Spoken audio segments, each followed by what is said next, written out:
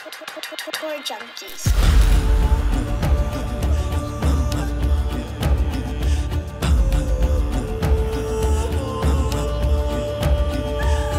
Yeah. Yeah.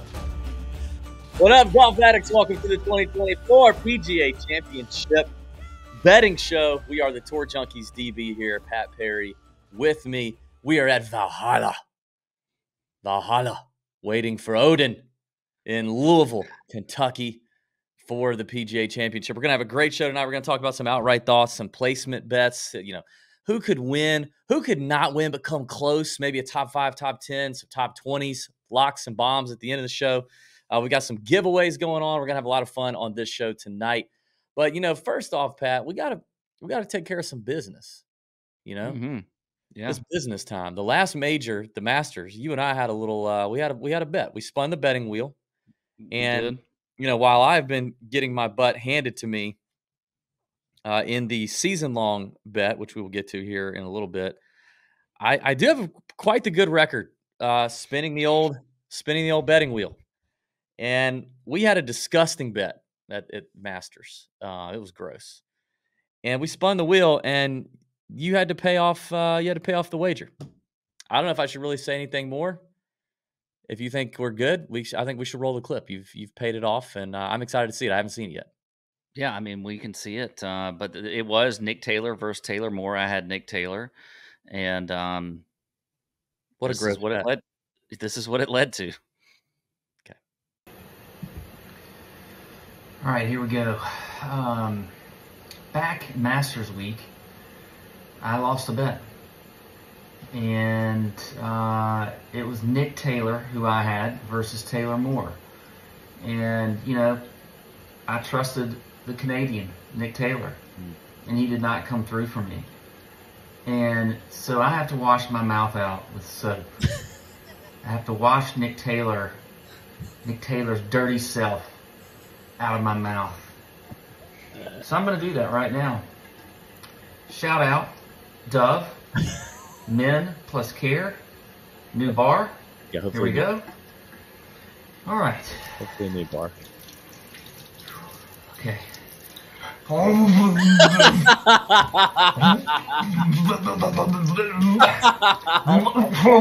Nick Taylor. Oh, Nick Taylor, you asshole. Oh my God. Okay. That was a little overboard. Yeah. Okay. Damn it, Nick Taylor.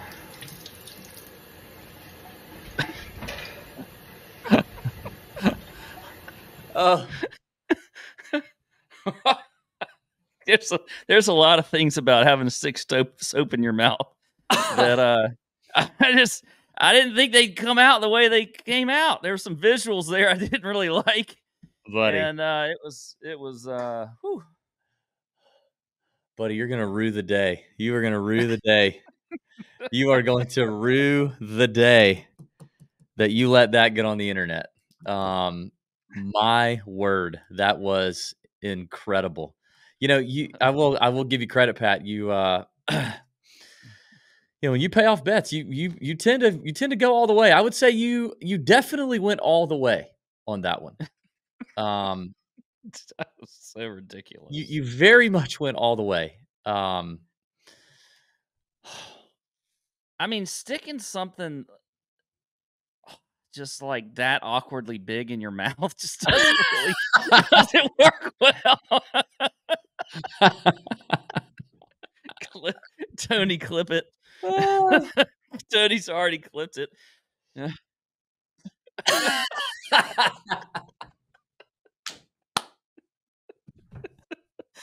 Anytime Nick Taylor's name is said from here on out, we have to. Oh my God. We have to have that.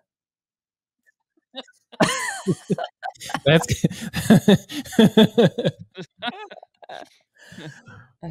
so many questions, so many. Although, shout out to you, Pat. You got the nice floral wallpaper design, the gold faucets and whatnot. Oh yeah, I was trying to make it. It was looking You know, Oh, he had didn't a remodel his soap. bathroom for the show. I remodeled the bathroom for the soap. just to get.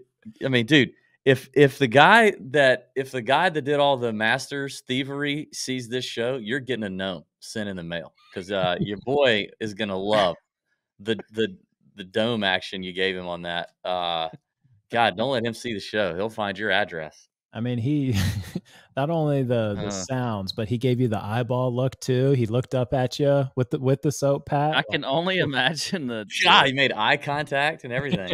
I don't. Jeez, you're gonna have that. our listener. I can only imagine all the gift makers in the Nut Hut are going to come up with for that.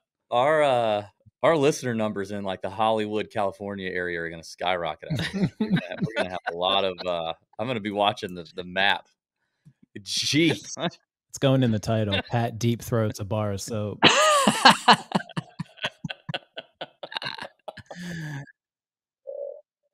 Oh my gosh! You know, it's funny. This is why you like. I did it and I watched it back and I was like, "Yo, I know this is gonna get all kinds of comments." And I was like, "You know what? F it.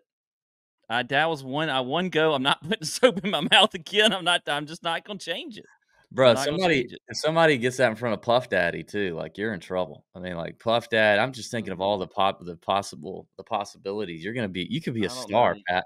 Like you could have an OnlyFans following like that if we let that get too widespread. I don't know anything about Puff Daddy. I don't even know how. Maybe we shouldn't have put that in the front of the show because I don't know. I don't know how to really transition from that. Well,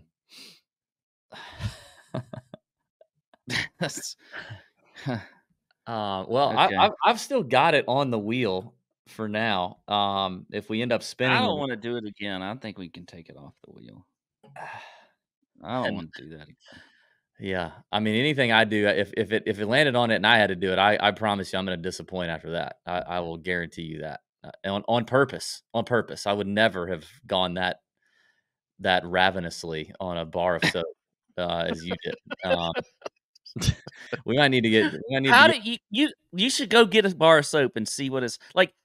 How do you do it lightly? Because if you like go like really slow on the bar of soap, I think it looks worse. you look like a dang like a gay Cookie Monster or something going down on. You just like what do you do? Like you suck on a bar of soap like it's a sucker or something. Like what do you do? How do you do it? It's a bar of soap in your mouth. I don't know. That is kind of tough. I didn't think about it because I didn't pick Nick Taylor to play well at the Masters, but God, dog. I'm gonna wake up tonight and be like, how would you do that and it not look as bad as I don't know. Oh, jeez.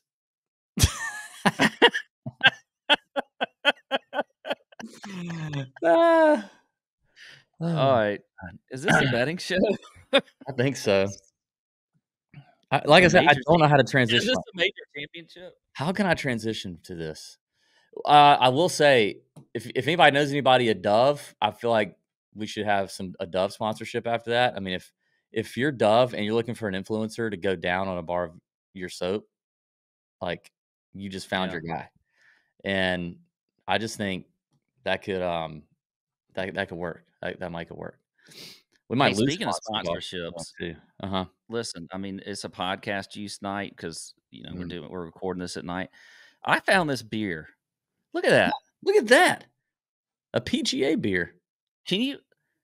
Firemaker Brewing Company in Atlanta, Calamity Jane, the beer of golf, sponsored, proud partner of the PGA Georgia section. Calamity Jane was Bobby Jones's putter's name. Mm-hmm. Can you believe this? I found this. Look at that. For the week of the PGA Championship. It's crazy. It's not bad anyway. What a find. Yeah. No free ads. Firemaker, though. Do want to thank our friends at Bet the Number, because Bet the Number, I mean, I will say this. If you want some legit intel on Valhalla on this golf course, I did a very thorough course breakdown. I did a screen share flyover of the golf course, screen shares of my Bet the Number model, talking through some data, looking at the numbies, talking through hole by hole some stuff that you need to know, and I left out all the crap you don't need to know. It's about a 30-minute video. It's up on the YouTube channel. It's on the podcast feed as well. I do suggest you at least consider watching it if you can. There's a lot of good data there visually that you can take a look at. But that's the link is in the description to the video. But check that out if you've not already. I did a lot of research on this. And if you're in the Discord, I dropped in an extra bit of research, hole by hole, detailed research as we start to think through props towards the week, as the week gets closer on, and just the golf course in general. So check that out if you've not already. And thanks to our friends at Bet the Number. You can sign up at Bet the Number, the #1 up-and-coming golf data and analytics site. Licensed PGA Tour shot link data by the PGA Tour. I believe they were the first to have any PGA Championship, the PGA Championship field uploaded this week. It was up on like Thursday. Bet the Number's proprietary model was published on Friday. They're quick. They're doing their thing. They've already got all the data loaded in. We're recording this on Sunday night, just after the completion of the Wells Fargo and the Myrtle Beach Classic. Bet the Number's already got the strokes gained data loaded in there, and it's rocking and rolling. You need to check it out. Code TJ at checkout gets you $5 off the monthly membership, $50 off the annual memberships. And if you are a premium paying member of the Tour Junkies Discord, you can DM myself or Pat, and we can give you a one-time unique code that will get you the biggest possible discount available for Bet the Number. So one-time code, you won't regret it. Give it a shot. Plus, if you do sign up with the code TJ, your first 7 days is free. So you can give the whole thing a try for free for the PGA Championship, and you got no commitment. That easy. Check it out, betthenumbergolf.com, link in the description, code TJ. Thank you to them, and they supported the entire course breakdown show. And something to know, we did talk to them. They've already been on site at Valhalla. They were before I did the course breakdown show, got a lot of intel from them. And, we say this every week. They put out their own model.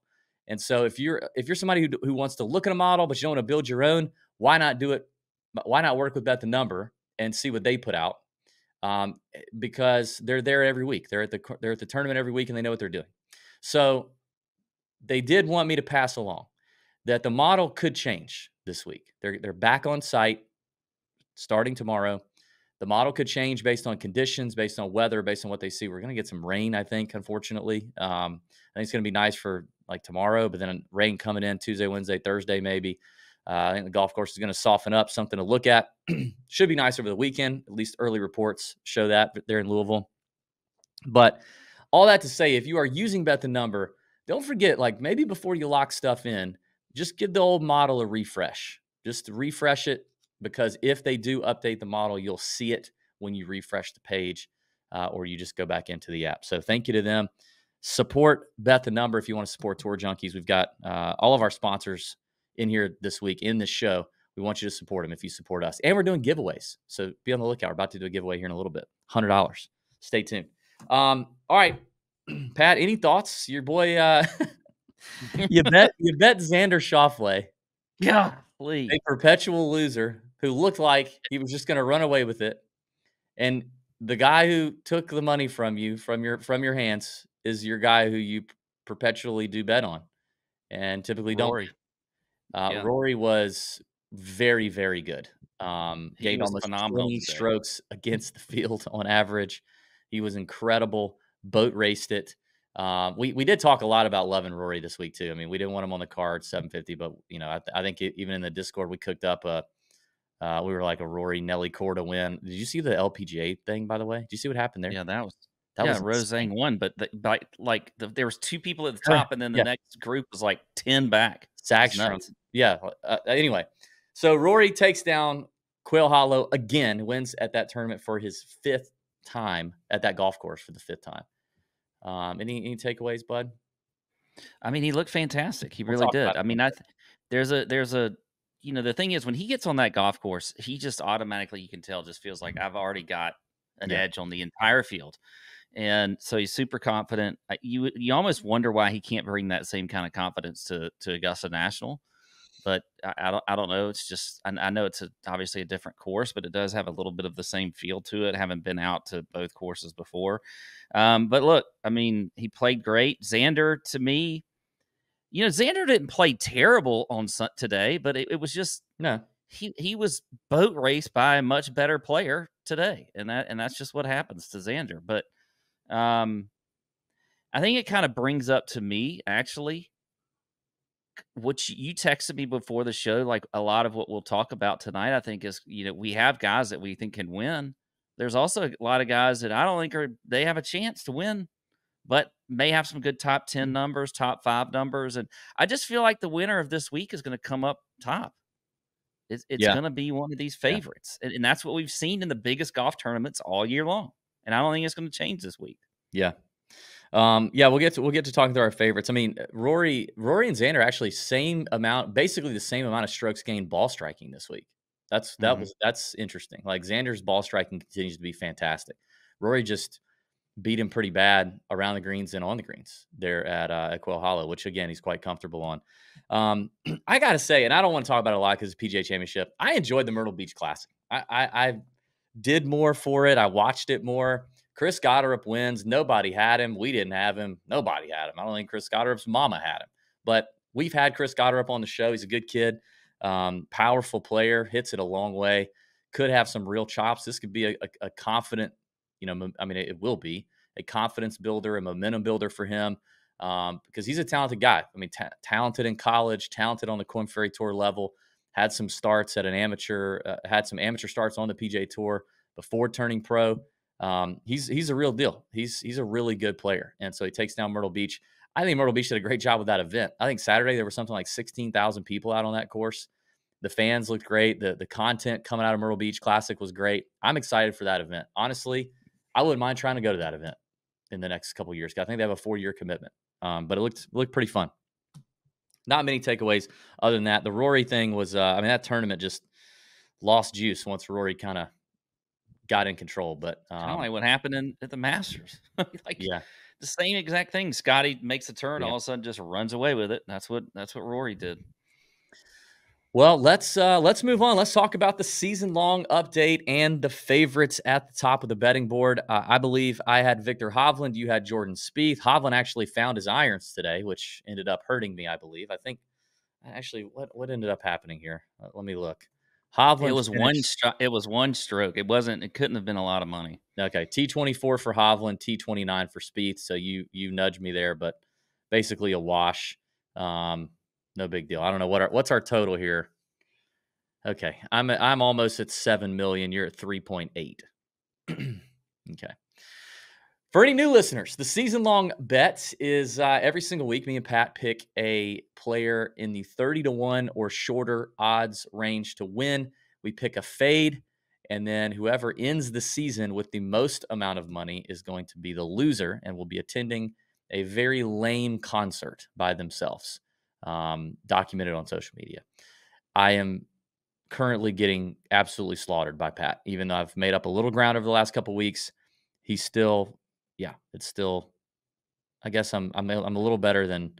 I'm not quite double anymore, so that's good. But I got to make up some ground this week. Got to make up some ground in the signature events. Talking fades. Let's start there. Who has it? Who has the floor this week? Who's starting off? Because this is a big week to start first, I think. It's me. Dang it. It's me. And all right, who's your fade? 30-1 or shorter for the PGA Championship. I don't want to. No, that's a beta move. Let me see. I want to go with this guy, but he's a little bit longer on some other sites. We're not gonna be.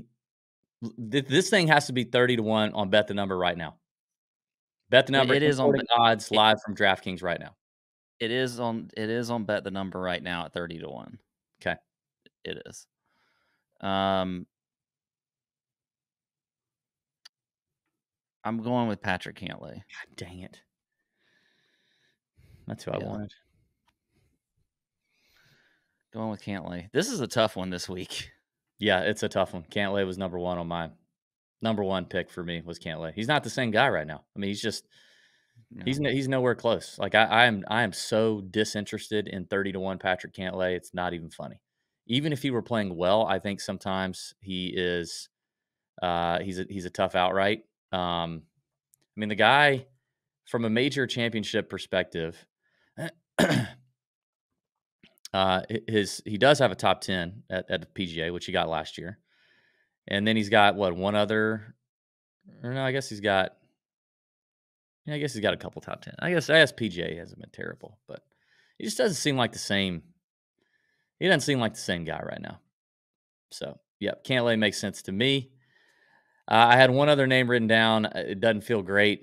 And I swear to you, I think I've been boned by this guy nearly every freaking time I've picked him this year. But I can't think of I can't find another guy in this range that I want to fade more than him after Cantlay, and it's Colin Morikawa. Yeah, that was my second choice, and I didn't like it. Yeah. But I don't blame you. He's about the only other one you can feel fairly confident about up here of trying to fade. Everybody else scares it. I don't feel confident. He just doesn't. So I've taken the bet the number model, created my own as I usually do. In this range, Cantlay is 51st in my model. Morikawa is 44th in the model, and those are the two worst numbers. So I'm going off the model. I'm going off the eyeball test. I mean, to me, just looking at Valhalla, they've added 4 to 5 new tee boxes on this golf course to give it more teeth, give it more length. The Zoysia fairways, to me, are going to make it play even softer. There's going to be less rollout plus rain. This is just going to be a long golf course for Colin Morikawa, I think. I think it's going to be a long week for Buddy. If you look even in the last 24 rounds, his ball speed is still below tour average at 170. I just think he needs a firm and fast PGA, US Open, whatever major championship venue to excel, or he's really got to have those long irons dialed. And, while we know him as a really good iron player, and when he's on, he does seem to be elite, he has not been this year. So I think you can make a case against it. And that's what's hurting him in the model. So obviously he's a PGA Championship winner at TPC Harding Park in 2020. A little different vibes then. COVID year, all that stuff is going on. So, I those were the two I had written down, was Cantlay and Kawa. Makes sense. I feel like Morikawa has screwed me a lot this year. In fact, I don't have the sheet in front of me, but I feel like a lot of money. I feel like Morikawa has probably earned me a fair amount of cash. Well, which is a bad thing.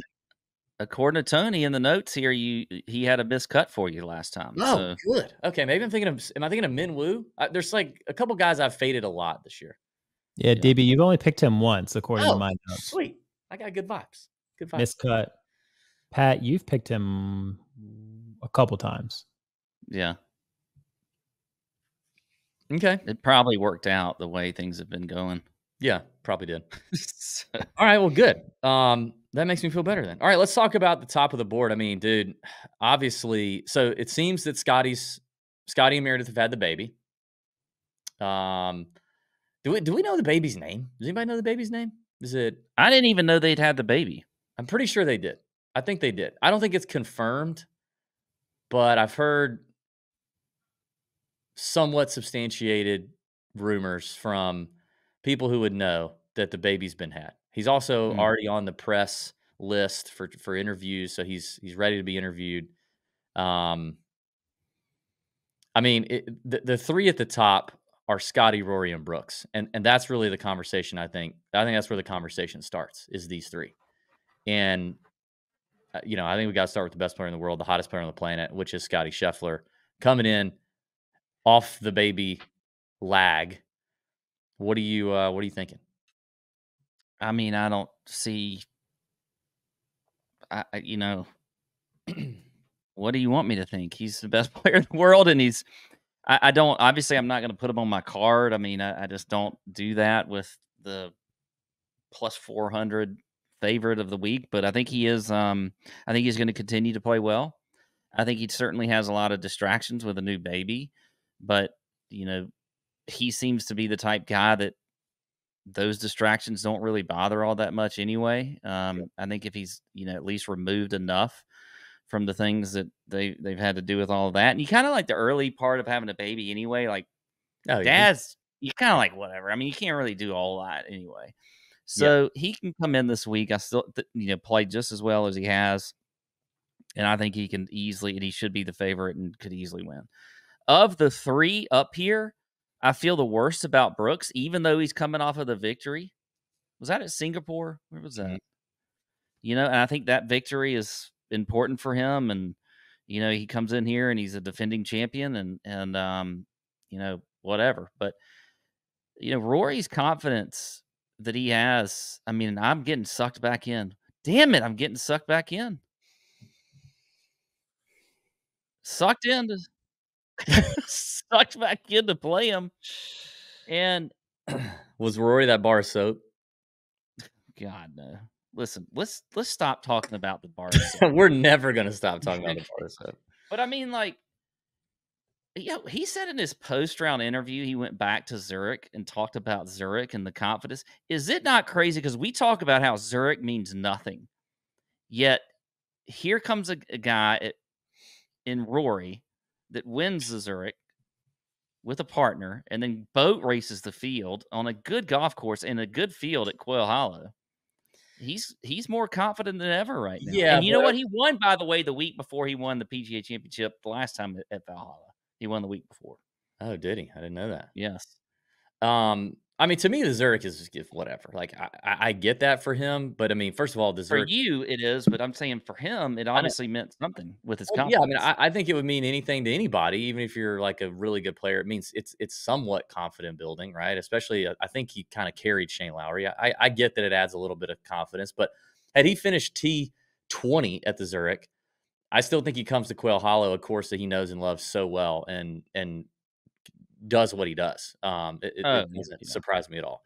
I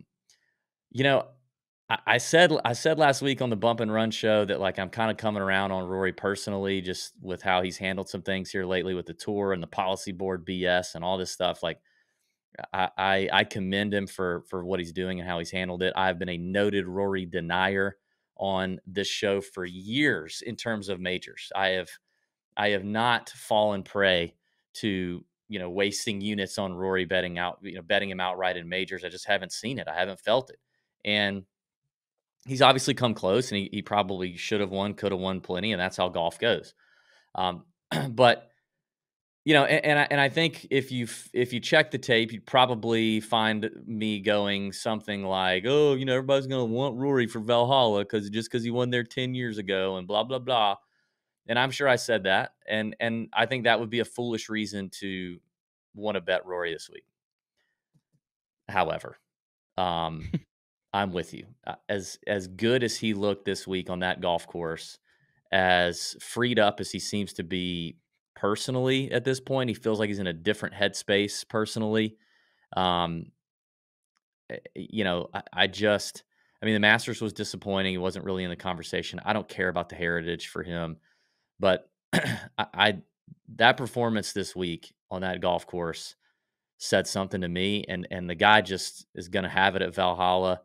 I know he's going to have pressure on him, which he has at every major, and it's going to be ratcheted up because of Valhalla, and he's going to get asked about it a lot. But I don't know. I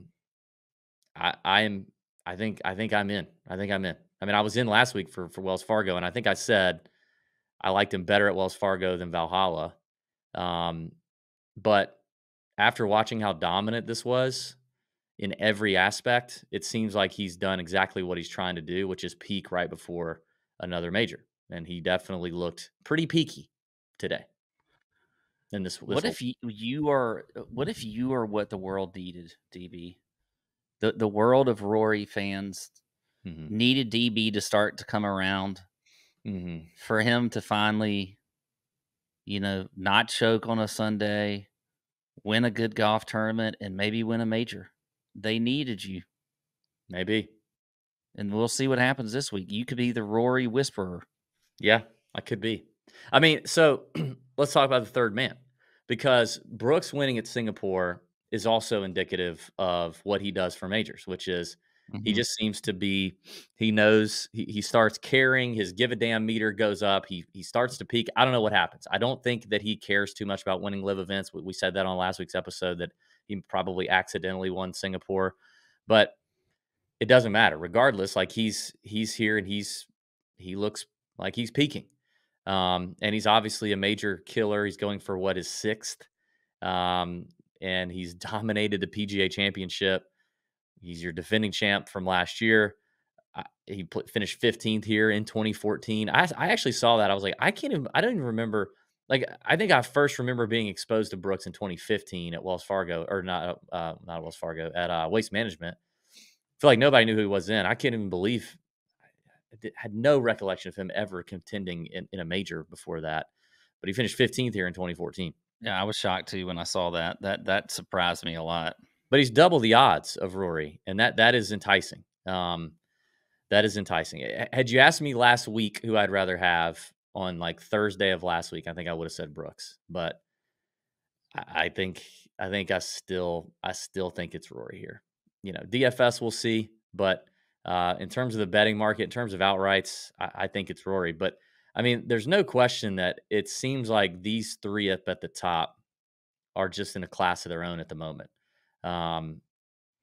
Feels like, coming into a major, it feels like they're going to be the three that everybody's going to be watching.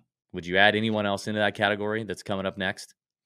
No, I would agree. I think you're right. I think those are the three that everybody's watching. I think you could, if it wasn't for the injury scare here, we could probably put Ludwig up here.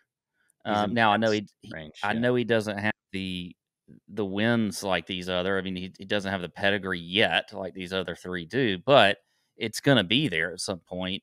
And as we saw at the Masters, he's ready to contend in these things immediately.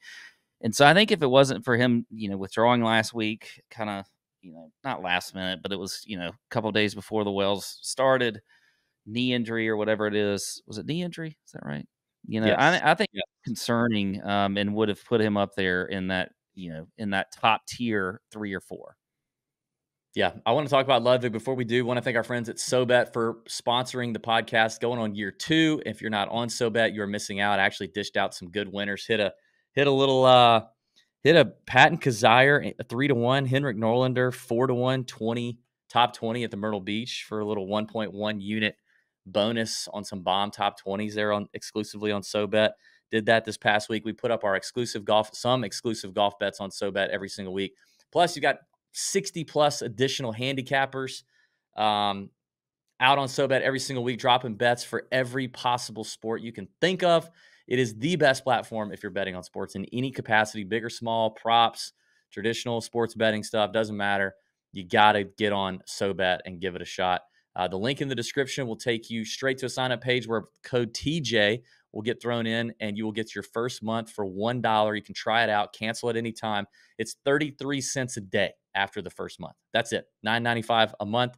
Super easy. I promise you will make up the units. I promise you will make up any units that your $10 a month, whatever that equals for you for units. You'll make it up quickly if you're just tailing the folks on SoBet and getting involved over there. It's a great community. Thanks to them. Support us by supporting them. Link in the description. Click it. All right. Let's talk about Ludwig, because he would be my next guy. Like, to me, the next couple dudes are Ludwig, Jon Rahm, and I'm talking about to win. Ludwig, Jon Rahm, and Bryson. I love Bryson this week. Yeah. I do. And I love Jon Rahm. I think we're getting a lot of value here with Jon Rahm at 18-1. I do too. But I can't. I really like Ludwig too. Like, I think we'll know something on the knee from Lud. If we don't hear about it publicly, which I can't imagine we won't. I mean, people are going to ask him about the knee. So I'm sure it'll be made public. But if for some reason it's not, we have people on the inside with Ludwig, and we'll be able to figure that out and put that in the Discord. But I was a little shocked to see it, like, just because it was a signature event and it's a big event, and he's a young kid and his swing is just like so simple. It's not a complex. It doesn't look like a real complex movement, or, you know what I mean? Like, I'm a little surprised by it, but we'll know more on Lud. We probably should say this too at the top. Like, a lot of times we see this in major championship weeks. We saw it for the Masters. These numbers come out pretty short for a lot of guys. I would imagine a lot of the handle is going to come in on those first 3 names we just mentioned, and that's probably going to lengthen everybody else to some extent. So I don't know that we have to be in a rush to fire on all these. unless it's maybe those top 3 and you want to bet them now. And then if they get longer, you can, add to it. But, maybe these guys in this range and all these following ranges start to separate a little bit and lengthen. But between Ludwig, John Rahm, and Bryson here, Lud and Rahm around 18-1, Bryson around 28. Those 3 are very, very compelling to me. But Lud, I want to hear more on. And I do think that Rahm, just because he hasn't won on Live yet, I mean, I think he's top 10 to every event. I just think this. I think this is different. I think he's a little bit like Brooks, where if he wins a Live event, he's probably going to do it accidentally, but he's going to show up to majors ready to go. And Bryson feels ready, and this feels like a great course for Bryson. Yeah, I 100% agree. I'm, the 3 main ones I wrote down were obviously Rory and then Rahm and Bryson. I love them both. I think, we're getting a great number on Rahm. I mean, just last year, this number wouldn't even have been close to that. Yeah. So I will gladly take it. I don't think it gets much longer, but maybe it could. God, if it got to 20-1, that'd be, whew, that made me feel really good, all tingly inside, kind of like that soap did. Kind of like that soap did to my mouth. I think you made tingly. You made that soap feel tingly. I don't know. Yeah, I don't know. I don't know what'll happen there with Rahm's number. He's 14-1 on another site on MGM at the moment, so he's already shorter on one site, but we'll see. Yeah. So that's really it for me in this range. I mean, I think me too. Yeah, a lot of question marks on some other guys. But I was about to say. It could be a DFS play for me for sure. I mean, coming off his best major performance at Augusta, just a couple weeks ago, he had a T13 here in 2022, which I think was his best one before that. But I can't put him ahead of these other guys. I do think there's some good top 10 and top 5 value up here on some other guys too. We'll probably get into that, but let's talk about that now while we're in this range. Let's talk about the guys who we think we don't think can win, but let's talk about up here. Let's talk about top 5s. Like, who do we think up here we don't trust to win, but could be a top 5 value? By the way, I do want to remind people this week, before I do that, in the Discord, we've got Joe Idoni, Tour Picks. Joe Idoni, the host of the Preferred Lines podcast. Every week, no matter the event, me and Pat do our Wednesday night live chat with you, the Discord premium members. It's a lovely time every Wednesday night. We do that every Wednesday, but for majors, for signature events, we have special guests. Joe Idoni is on tap this week. Can't wait for that. And of course, every week, our buddy, the model maniac, Byron Lindeque, is in the Discord, giving out all his sheets and his intel and his bets and everything that he does. The dude works so hard. And also his showdown content for round 4 every single week in the Discord. So if you're not in the Discord, you got to get involved. Plus, Pat, my round 1 heater continued. Listen, I cannot pick a PGA Tour outright winner. I can't pick a PGA Tour outright winner in 2024. I just can't do it. I can do it on Live, but my underdog pick'em round 1 plays have been electric this season, and Thursday was especially electric. You tailed me. I tailed you big time. I won everything. Of the 3 props I gave out, it was a total of a 9-unit return. If you were paying attention, total of 9 units, and those were conservative bets. I was doing little half-unit plays there. 9-unit return on underdog. That's the profit on underdog just from round 1 last week. And I did similar things the weeks before. I'm crushing round 1 right now. I'm going to keep doing those. Well, and you've just kind of got the Midas touch a little bit, because you had Victor Hovland and Tom Kim. The over on whatever their number was. I mean, I can't remember what each of their numbers were, but they were going to hit the under. Yeah. And on total strokes for the round, and they both doubled the 18th hole, which is a very tough hole, but they both doubled and it hit. That was incredible. I was so happy. I got a little bit lucky with that one, but the other 2 were pretty good. The other 2 are pretty good. No, the fairways you had, they were good. Mm-hmm. Like Fleetwood, I think, just blew through his fairway number. So it was pretty good. Good stuff. All reasons to be in the Discord. All right, let's talk about this top tier range. Like, I don't like Cantlay and Kawa. I wouldn't touch. Those are obviously our fades. Could totally see Xander. Poor Xander. I could totally see Xander top 5 plus 360 currently on DK. and then Homa plus 650. Those would be the only two. Yeah, Xander's the one I would really up here would feel. I mean, look, he may That's not probably win. the smartest one. That's probably the best one. Plus what is it? Plus 360, top 5. Probably be 3-1 on MGM for ties. Yeah, that to me is. That's the one. I think I just feel like in a top 10 at plus 180 is fantastic for Xander. If you just want Xander exposure, like I'm sorry, but you're just going to have to miss the win. If he shocks the world and wins, the intelligent thing here is just to avoid his outright number, because he's 2 points longer than Brooks. You should be betting Brooks there. He's 2 points shorter than Ludwig, Rahm. You should be betting both of those there. Like, he cannot close the door. What I saw somebody, I can't remember who, I'd give him credit. Somebody said Rory has 7 worldwide wins since the last time Xander won. Like, he can't do it. I mean, he can, but he's not.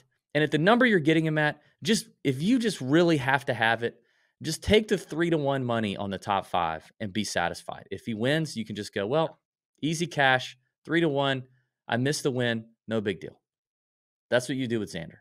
And I don't think I'm going to change on that. Sunday night, I'm not changing that. It takes, I'm so bad about just continuing to go back to a guy like Cam Young. Xander's one. Xander, though, after watching a lot of today, it was just he's going to win a golf tournament when everybody else just kind of like lays aside or like does it. Like, he doesn't feel like a guy that just goes out and just goes and wins it like what Rory did. Yeah. Rory, people talk about chokes on Sundays, whatever else, backdoor top 10s. But we've seen this kind of stuff from Rory before. It's not like this is the first time Rory's come in on a Sunday and slammed the door on. It hasn't happened a lot. It hasn't happened to Major in a long time. But it doesn't happen with Xander. Xander's leaving putts short. He's doing all like having an easy chip on whatever was that par 14 or par 14 on number 14, which was that short par 4. Should have had an easy birdie there, and just those are the type things that say, all right, I'll bet them top 5, I'll bet them top 10 if I get some good numbers. But outside of that, the outright's just not there. It's just not there. And we say it all the time, but gosh dang it, do it with the ties included. You're going to have DraftKings offer that this week. They offered it last week for the Wells Fargo. They haven't been doing it every week, but they're doing it for the big weeks. They're going to offer placement bets with ties. Although I will say last week I shopped it against MGM, and MGM's numbers were still longer in that market. So, and also the ties came in big in the top 20 market, especially for the Myrtle Beach Classic this week. Like 7 guys finished top 20. And if you had MGM, you were fine. If you didn't, you might have lost money, even though you hit it. So do that. Be on the lookout for that. I think Xander is the play there at the top 5, and I'm done. And I definitely would want to buy the tie, because God knows he would be, he would be like solo 4th, and then on his last hole he would F it up and like tie with 4 other people to finish T5, and you would want to hunt him down. All right, I think that probably takes care of the top end. Like, I think we kind of got those guys. Do you think so? Yeah. We are doing some giveaways, by the way, Pat. We'll talk about that in a little bit. I'll let you kind of tee that up. But let's get to this next range up to 75 to 1. So 35 to 1 to 75 to 1. Guys in here that we actually think can win. I have 4 names to talk about, but I don't even know that I like. I don't know.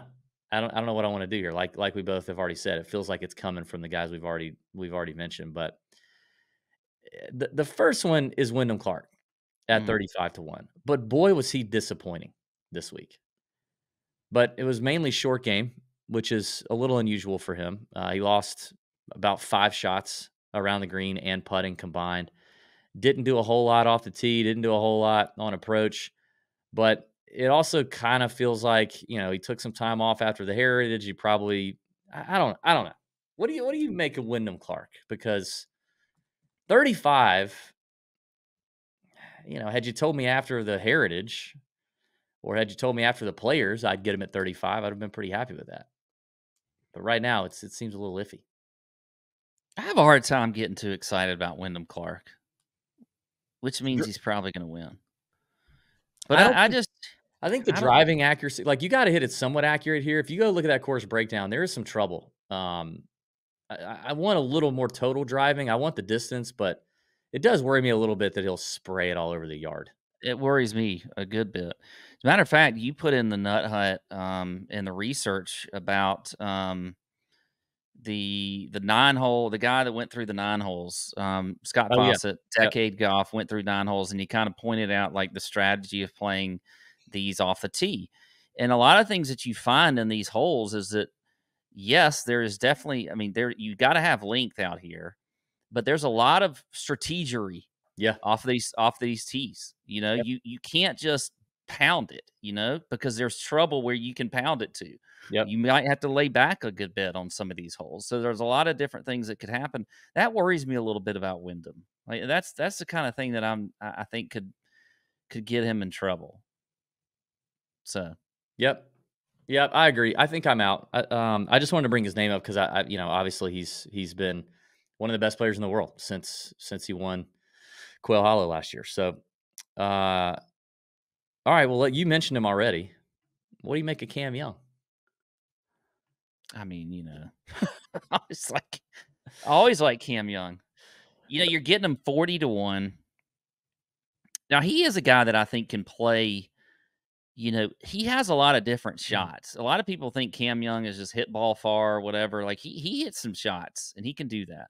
But I feel like I would be like, if we're talking about the winner, I just don't know if he gets there. Now, like a top 5 at plus 900, top 10 at plus 400 feels really good to me with Cam Young. I can spend some money and bet on Cam Young and win some money that way. So if we're talking like this is a guy that's going to win the PGA Championship this year, I don't think it's Cam Young. He's played in, I think he's played in 10 majors. He has a runner-up at the Open that Cam Smith won. He's got a T3 at the 2022 PGA Championship. He's got a T8 at the 2023 Open and a T9 this past Masters. So 5 top 10s.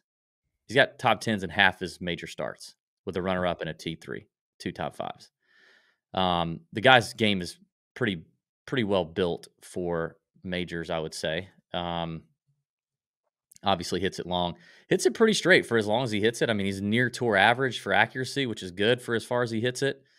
The iron play peaks, and when it peaks, it's good. It's been somewhat consistent here lately, but the short game is bad. I think you're going to need a little bit of short game this week. You're going to need some. It does concern me a little bit. He is a number that I'm interested to see if it'll drift a little bit. Like at 40, I don't know that I love it at 40. Like I bet. I mean, I have been guilty. I don't usually bet a lot of Cam Young, but when I do, I usually bet him at like 40-1 in some field that's not nearly as strong as this one. And I know he's obviously done better in majors. It seems like he's kind of a guy that gets up for majors. And you know, even though he had a disappointing finish at the Wells Fargo, a lot of it was just bad around the green play. It's not like his ball striking necessarily left him, but I'll be interested to see if that one drifts a little bit. If that one gets to like 50 or 60, it probably won't get to 60, but 50, I might be more in. But right now, I'm not really committed to that one. Anybody in here, you are like, definitely, I want that? You know, everybody wanted this guy for the Masters, and he didn't deliver. There's a part of me that wants a little bit of Joaquin Niemann. He's one I have written down. I do. I worry about the driver a little bit with him too, but he's another guy that can hit just has a lot of natural ability as far as like shaping his shots, doing those kind of things. Like I feel like Niemann, and we obviously played well early this year, won twice in live events. I think Niemann is a guy that's interesting to me. I wish the number was probably a little bit longer than 35-1. Now I'm just looking at that's where he is on DK. He's actually 40-1 on FanDuel, but so I think Niemann's one that I feel like because we know he can win. Cam Young's 45, by the way, on FanDuel too. I like that. Yeah, I mean, we do. I mean, God, I'm very appreciative of Neiman. He's won me a lot of units this year. I've hit him on both wins for Live, so very appreciative of what he's done. But I mean, he has struggled in majors. He's played in a bunch of majors, and I think his best finish is a T16 in last year's Masters. And they had T22 in this year's Masters. I think he's a top 5 if you like him, and I do. I could see him finishing top 5. I don't know that I see him getting it done. I think he's a top 5, top 10 guy. Top 5 is 8-1 plus 360 top 10. All right. Well, I'll give you 2 more. Okay. Terrell Hatton. No. I mean, very 55. concerning spraying it off the tee here. Very Okay. concerning. He has been Another playing well, but that bothers me. Here's another one. Talking about spraying it off the tee. Sahith. I have Sahith written down. Okay. 55-1. He actually, let me pull this up. I was a little surprised. He hit 62% of his fairways at Quail Hollow this week. That's good for like 31st in the field, kind of middle, which isn't bad. He gained strokes off the tee for the tournament. That was good to see. I don't, if you watch the flyover, if you watch my course breakdown, if you read the notes that I put in the Discord on every hole, you definitely are hitting shots that are right to left and left to right here. You're working it both ways, as the pros say. I think that works into his favor. This is also a course that is, I think there's some, I don't know if anybody's going to say it because it's Valhalla and people want to crap on Valhalla, but it's not the flattest, like, the playing surfaces aren't like super flat. They're undulating. Like you're going to have some lies above and below your feet and kind of uphill, downhill. Like it's not super flat. I think all that stuff works into Sahith's creative playing style. Can he win? He's at 60-1 on FanDuel. Can he win this field? It's so tough. Like it's just so tough to pull a trigger on that. But he is of the guys we've talked about in this range so far, he's the one I like the most. Yeah, I think he is. He's definitely in play for me. I think Jason Day is. No, that's a mirage. You're getting suckered into the Wells Fargo performance. He did it all around the green and putting. He's going to get clobbered by Valhalla tee to green. His tee to green game has not been good. He gained 8.5 shots around the green and putting this week to finish T4. I mean, that's important. It is, but it's not as important as getting off the tee and hitting good approach shots. Help me help you. Like that is me trying to be. I'm just saying. I think he could. I'm just saying he could be. It's interesting to me. The only other one in this range that I'm kind of looking at is Taylor Gooch. Taylor Gooch. Yeah. We've talked about Bryson, we've talked about Brooks, talked about Neiman. You mentioned Hatton briefly. Technically, he's in the next range, if you ask me. Well, he's 70-1. He's 80-1 on FanDuel. Oh, okay. I didn't know that. Yeah. Well, I just brought him up. I do think these live guys. I mean, the PGA of America is giving these guys a lot of tickets. Like the PGA of America is giving more exemptions than the Masters has. Definitely. I mean, obviously the US Open you can go out and earn it. The Open you can go out and earn it.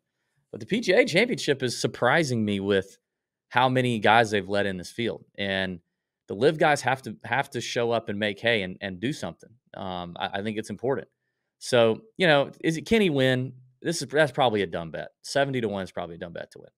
But I do think he has the upside. I think him and Neiman have the upside to top 5 here at double-digit numbers. Gooch is 14-1 top 5.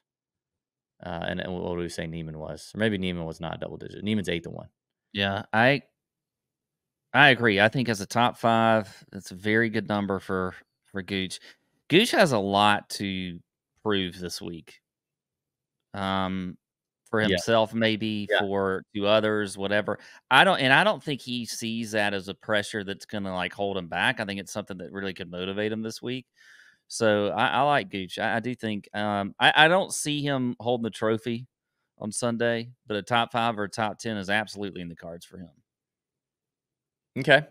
So I mean, really in this range, the only guy that we both feel like somewhat comfortable at the number and firing on the outright, as kind of crazy as it sounds, is Sahith at, what do we say, 60 on FanDuel? I would say Sahith. I would say I'm with you on Cam Young. I feel like you're kind of with me on Neiman, but maybe not liking the number. But I don't think I'm there on Neiman yet for the outright. I don't think I'm going to get there. DraftKings, yes. Placement bets, yes. I love Neiman. Cam Young is, to me, the better bet given his major championship pedigree and background. So I'm pretty. I mean, he's 45 on FanDuel. Maybe that's one where you grab it, and if it gets longer, you add to it. Okay. But I mean, we're passing up names like Cam Smith. We haven't talked about Cam Smith, DJ Hideki, who just withdrew last minute from the. I mean, Hideki is third in my model here, but obviously just withdrew last minute from Wells Fargo with a neck and back injury, like we know he's capable of doing. Will Zalatoris is a guy. Yeah, I was just about to say Willie Z. I mean, there's a lot of names in here. I'm just saying. Do you have any takes? Any hot takes? Any bold fades in here? Or are you just kind of not really feeling numbies? I'm just not feeling the numbers. It took me a little while to just finally figure out that Tony Finau is really bad at putting. He's just been terrible. So I don't like Finau this week. Here's one that actually kind of I think is interesting. Maybe more so as a DFS play, but Matty Fitz. I could see that. Not outright, but I could see a DFS play for him. Yeah. I agree. Gonna be low. Yeah. Well, we can talk about him in that show, but anyway. How about, well, no, that's in the next range. So okay. All right. So pretty consensus Sahith and Cam Young outright in this range. We like the top 5 upside to guys like Neiman and Gooch. A lot to prove in live world. Sounds like we're kind of scared of Wyndham Clark. Any interest in Hovland after kind of having at least he strokes ball striking this week for the first time. Not the first time, but like the irons look like vintage Hovland. I think if I were playing Hovland, I would play that, that top 20 number plus 160. I think I'd probably go in there and do that, but that's about it. Okay. Let's move on to the next range. Well, I mean, when are we going to talk about Swanee, Stevie? Let's talk about it. We are giving away some Swanee's gift cards. We are? Yes. It's super easy to win. We're giving away 3 $100 online Swanee's gift cards. You can use them on whatever you want on swanees.co. And all you have to do to earn them is comment on our YouTube videos this week. If it's PGA Championship related, whether it's the course breakdown show, this show, the DFS show, I'm doing a live underdog best ball draft for this week. Any content that we put out this week around the PGA Championship, comment on the video, whatever you want to comment. Comment on all of them. The more you comment on, the more chances you have to get picked. And we're going to pick 3 commenters to give you a $100 gift card. Use on anything you want on swanees.co. Maybe they could comment on my OOTD. Your what? OOTD. You watch TikTok, day? don't you? Don't you watch a little TikTok? Yeah, your outfit of the day. Yeah, my outfit of the day. Because last week you told me you thought I should wear I should just get decked out in Swanees. Yeah, and my joggers, and so I did an OOTD. You got another Pat video. Another Pat video. Oh my God, I can't wait to see this. I haven't seen this either. This is great. I love this. Yeah, this is a little takeoff of some things I saw on TikTok back in the sorority rush days. Okay. Hey y'all, Pat Perry with the Tour Junkies here. Time for a little OOTD for the PGA Championship betting and DFS shows. I'm going to start with my Swanee's polo. We got some joggers from Swanee's. We got a black belt from Amazon. We got some FJs. Oh, look at them ankles. We got some olive skin ankles from my mom. And then we got a Swanee's hat. Boom. That's so good. That's so good. Pat, what are you doing on Sorority Rush TikTok? Yeah, right. Where's the? Let me tell you something. Somehow it came into the algorithm, and it now it may have been because of how some of them looked. What they got from their mama. But they would all of I think I don't know, maybe my wife showed me some, I don't know, but it'd be like, hey y'all, this is my Sorority Rush OOTD. I got some, and it was the funniest was like they would have like these ridiculously expensive things. It's like, you know, I got my shoes from wherever. So that's what I did. I did a little sorority OOTD. I thought I got my olive skin ankles, and then when I said from my mom, I like that part. You know, little shout out Mom Mother's Day. You're Snoop Dogg thanking yourself too right now too. You're thanking yourself for saying that. That was a good one. That was a good line. The belt from Amazon and the thanking your mom for your ankles. What an outfit of the day. Yes, decked out in Swanee's. Love it. You got a Swanee's hat on right now. I've got a Swanee's polo and hat. Is that a Swanee's polo, Pat, or no? That's a Swanee's polo. It's the one I was wearing in the OOTD. Oh, that's the same one. I was going to be disappointed if you didn't show the ankles in that video, because at first the ankles were cut off. Well, yeah, I had to wait. Yeah. How do you like them joggers? They're nice, man. Aren't they? I love them. Yeah, you do. You feel a little when you're a man in your 40s, you know, maybe some people might say you shouldn't be wearing joggers. But when you put them on, didn't you feel like a little skinnier and you feel a little younger? I liked them. Yeah, I think I'm going to wear them. I'm going to wear them in a member guest, I think. Yeah. Not this summer, though, because I like to wear shorts in the summer. Yeah. If you know, a fall member guest, a fall member, something like that, I'll put them on. Which we have on the docket. By the way, I have the first major of the year for me this weekend, the member. Mm-hmm. I have that coming up this week. So if everybody, please, T's and P's, stretch your hands this way. Please let it go down. Made the shootout last year with my boy Stuart Price and got eliminated in the second hole of the shootout. Would love to do it again. It's a lot of fun. That'll be happening for me this weekend. I'll be excited. Man, yeah, that was a great OOTD. Don't forget to hit the link in the description, swaneys.co, TJ25. If you don't win the $100 gift card, TJ25 for 25% off your entire order. Men's, women's, juniors, golf apparel over there, accessories, shirts, polos, shorts, everything. It's all so good. All right here in the U.S., family-owned, family-run, shipping anywhere to U.S. and Canada. Love Swaneys. Thank you to them, and thank you to Pat for that beautiful video you made there, brother. That was very nice. All right, next range, bombs. Up to 125 to 1. Who we talking about in here, Pat? I mean, who can win? Who do you want to win? Who do you think could actually win? Is there anyone in this range that you trust to fire an outright on? Not a top 5, not a top 10. I'm sure there's plenty of those in here. Yeah. There's one. One man stands There alone. is one man. Okay. That stands alone as somebody that I think can win this golf tournament, and we've seen him win before, and we've seen him win a big golf tournament, but we have not seen him win a major. And that is your prince, my prince, the prince of the world, Siwoo Kim. Prince of the world. Siwoo Kim. Siwoo? I like Siwoo a lot this week, man. When you look at great. He's playing very well. He shows up pretty good, and when you look at the models, he's showing up there. Now, in the PGA Championship in general, hasn't been all that great, other than a T13 at that Harding Park. But I think just the way Siwoo's been playing and the things that he's doing well, which is around the green play, his approach play, off the tee. Wow, the putting's been a little sus.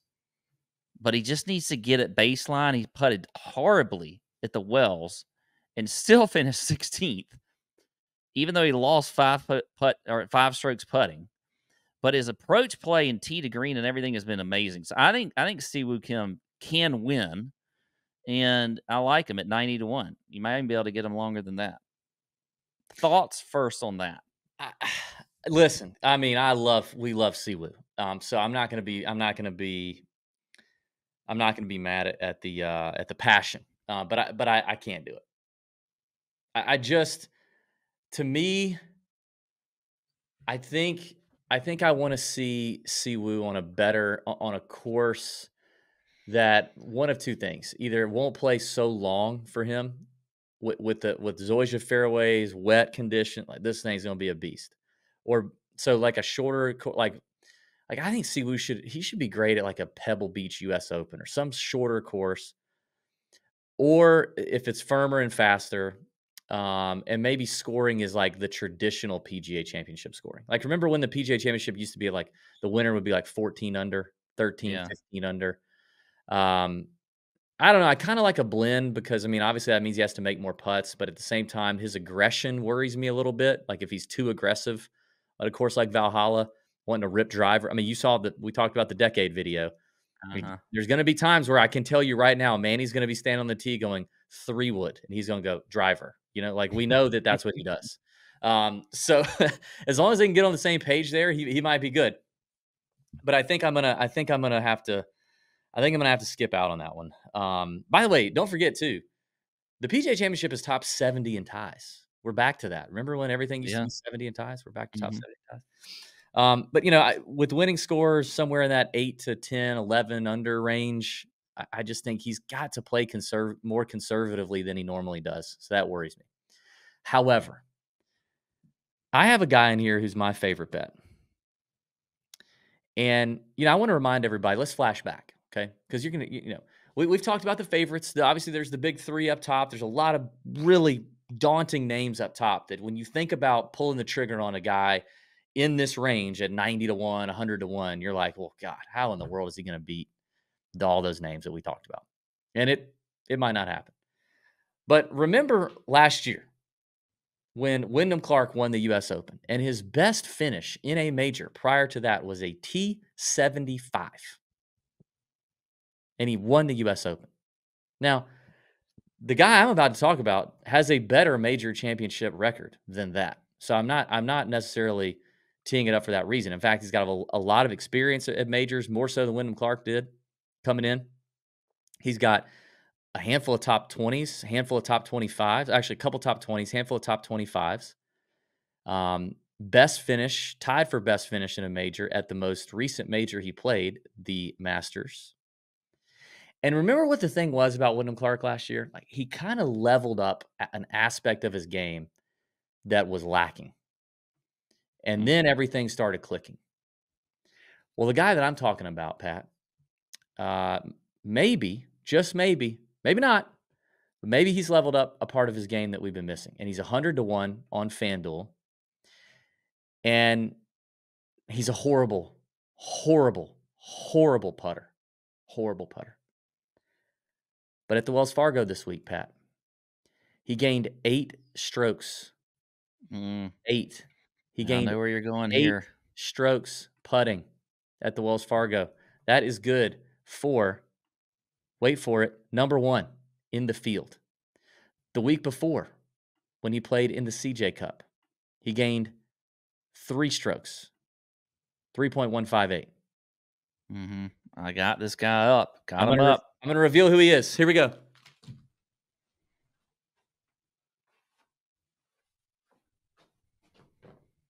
Yes. Benny on. It's Byung Hun. Give me some Benny on, baby. I actually believe. I think Sean Foley has him playing as confident as ever right now. He's hitting it great. He bombs it. He hits it high. Ball speed's up there. The ball striking is tremendous. He's confident with whatever he's unlocked with this putter. He's experienced in majors. I could actually see it happening. I could see it being a weird Wyndham Clark win in this range, 100-1 on FanDuel. Ben On is my South Korean of choice this week. Okay. I can't argue with you. I like On a lot. I have him written down, and I think he's a good play, and I think he can win. I do, and he's got a lot of momentum. I mean, geez, coming off of 4th at the CJ, 3rd this week. It's been good. And you can get 18-1 as a top 5. Yeah. Or plus 750 as a top 10. I feel good about those. I do too, man. I think Ben On is I think he's hitting it so well right now. Confident. There are a couple other names in here I want to talk about. What do you think about 110-1? But well, this guy's at 110-1, coming off another good week, and he's one of your boys. I'm surprised you're not feeling it. T7 here last year at the PGA Championship. Sepp Straka's hitting it really well right now. Yeah, well, I haven't gotten to him yet. I didn't say I'm not feeling it. Oh, okay. Well, I thought you said you had one guy here, and you said it was Siwoo. Well, I just said one guy that I thought could win. I didn't think that. Oh, you know, okay. I was really getting into that. But I mean, you don't think Sepp could win? I don't know if he could win. I think he certainly could give it a shot. You know what? Maybe he can win. Maybe he can. I like Sepp a lot. You know, I was think he could. big on him last week. He was literally right there. I mean, he was not going to beat Xander or Rory, but still, he was in. You know, he was in the second to last group going in, and he was on my betting card. And you're right. Sepp has been playing fantastic. He really sucked today. When you look at the stats, he doesn't really jump out at you. But this is the thing with Sepp. This is why you have to play Sepp sometimes, because he really is a streaky golfer, and it's good finish here, good finish there, and boom, there's a win. He's played in 11 majors. He's only missed 3 cuts. He's got T28, T30, T7 last year at PGA Championship, runner-up at last year's Open, if you remember, and T16 at this year's Masters. Like in 3 of his last 4 majors, as he's gained experience, as he's won on tour. Now, at least he's got 2 wins on tour, I think.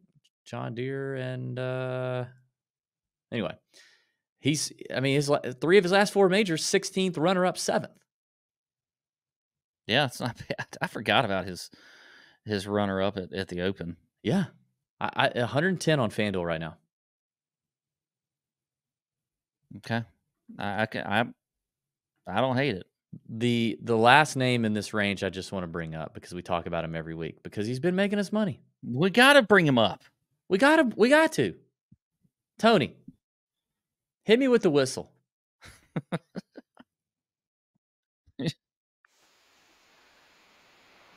It's the OG rape whistle buddy bet of the week, Alex Noren. And ever since then, the guy just continues to roll. T24 at the Wells Fargo, not amazing, but, you know, he's 120 on FanDuel. I think that's a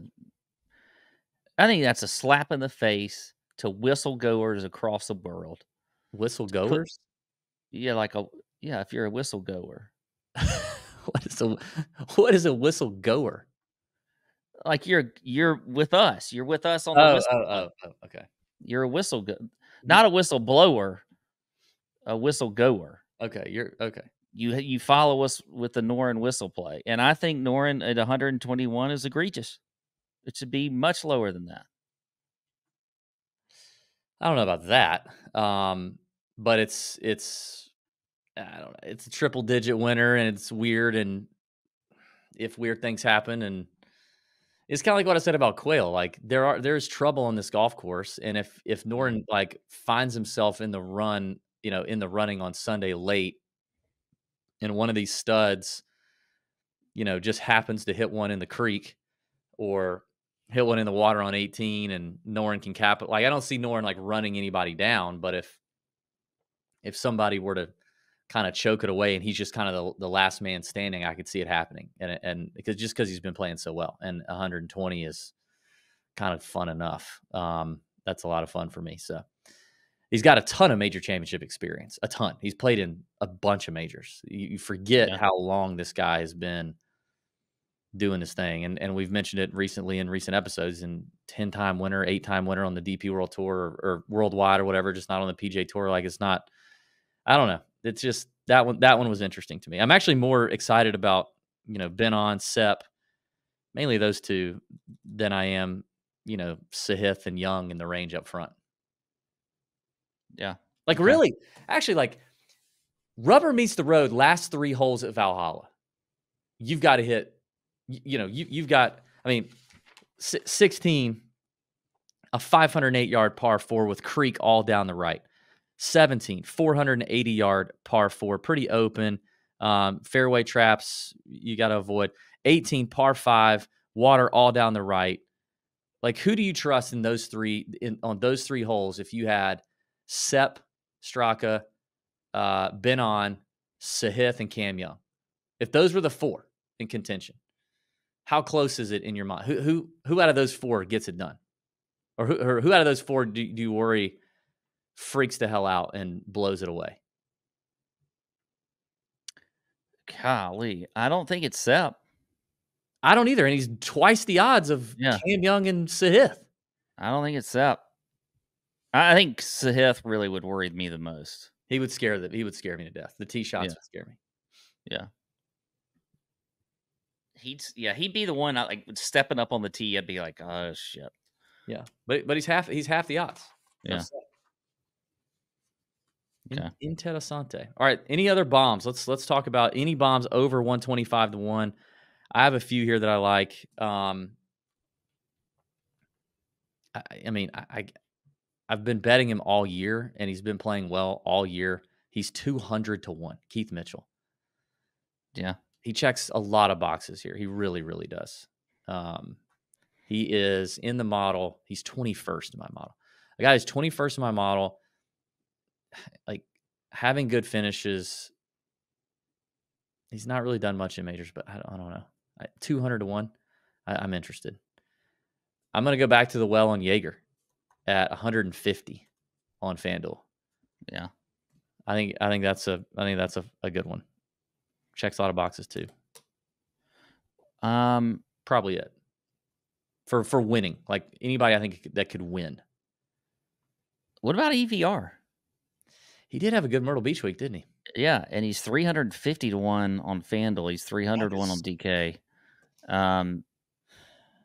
I 350 EVR at 350 sound. I mean, that's give it to me. Yeah. I think he could win. I think he could win at 350 to 1. I think Eric Van Rooyen could win. His best major finish was at the 2019 PGA. That was the one at was that Kiowa with Phil when he blew up the tee markers, got pissed. He was up there though. That's why it got so much attention because that was a T8 finish. He's got a T17 at the Open, T20 at the Open, T23 at the U.S. Open. Pretty bad recently. Yeah, for EVR, but definitely feels like his game is kind of turned around a little bit. I mean, runner up at the Cognizant, T4. I mean, these aren't strong events. I don't know. 350 is probably crazy. I mean, I think you look at Jake Knapp at top 20 number.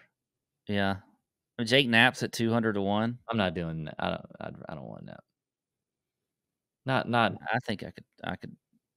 Not with that. He sprays it, man. He gets. I mean, God, you see him lock up a couple weeks ago when I had him on the card. What was it? AT&T.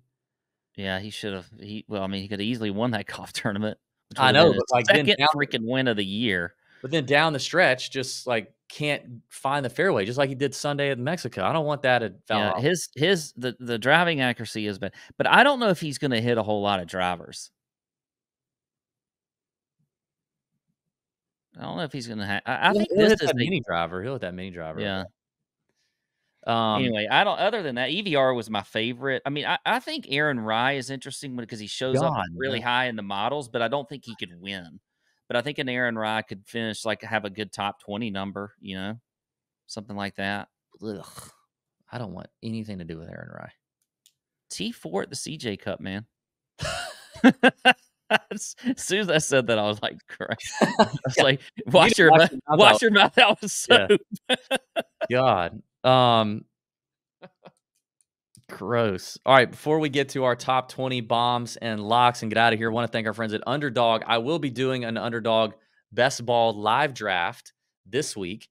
They've got awesome draft competitions going for the majors, like they do every major. But also, don't forget to pick them. Like I said, we're crushing them in pick them in the Discord, dropping that every single round one. Other folks filling in the gaps for me round 2, 3, and 4. You can catch that in the Discord. But the Pick'em games are hot right now. And now, new bonus offer coming out of the team at Underdog. And I'm excited about it. And I don't know how long this is going to last. So if you've not joined Underdog yet and you've been sitting on the fence, now with the link in the description, code Junkies, which if you click that link, it should fill in.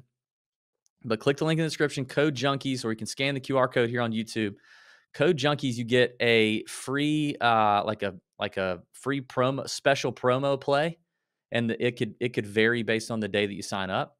That's basically, I mean, it's not a free square, but it's close to a free square in a play, and up to $250 in bonus bets. So it's a bigger deposit bonus for first-time depositors. If you've not signed up yet, it's usually $100. They've upped it to $250, and now pick them available in more states. By the way, Michigan just went live for best ball. So if you've been in Michigan waiting to play best ball, waiting to do the drafts, get involved on that. So click the link, sign up for Underdog. Be on the lookout for my live draft. I'll be drafting a team for the PGA Championship. That'll be fun. I want to thank them.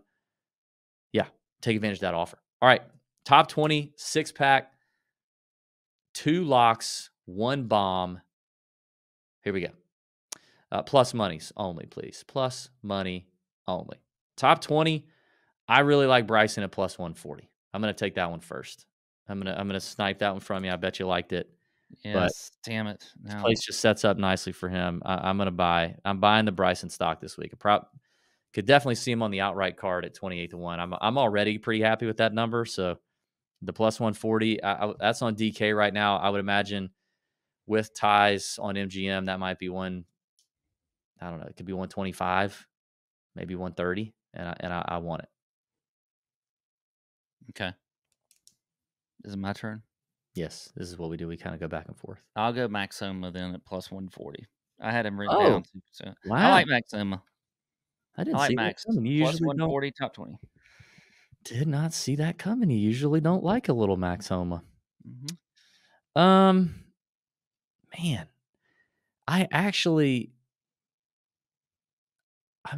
I'm telling you, I actually think, don't want to do this. I actually think Ben On. That's how much I like Ben On. I'm putting him in the lock category at plus 320. That is normally not lock territory. But I like him that much. I think his ball striking will keep him in it. The putter will be what dictates whether or not he's in contention or he's going to have a middling finish. All right, well, I'm just going to stay confident with my boy, Joaquin Niemann, plus 165. Niemann plus 165. By the way, I hit 2 last week. Yeah? Xander was plus money, and I hit Sepp, plus 500. See, you got to keep riding Sepp. There we go. Yeah. I want to get real crazy here with one. I don't know if I should. Just because it's a guy we haven't talked about yet. I mean, I could bring up Jaeger maybe. All right, I'm gonna get wild here with this one. My bomb is 6-1. 6-1 bomb, top 20. He's played in 3 majors. Miscut at last year's U.S. Open. T29 at last year's PGA Championship. And T23 in the 2020 U.S. Open, his first major. Coming off a T10 at Wells Fargo, a win at the CJ Cup.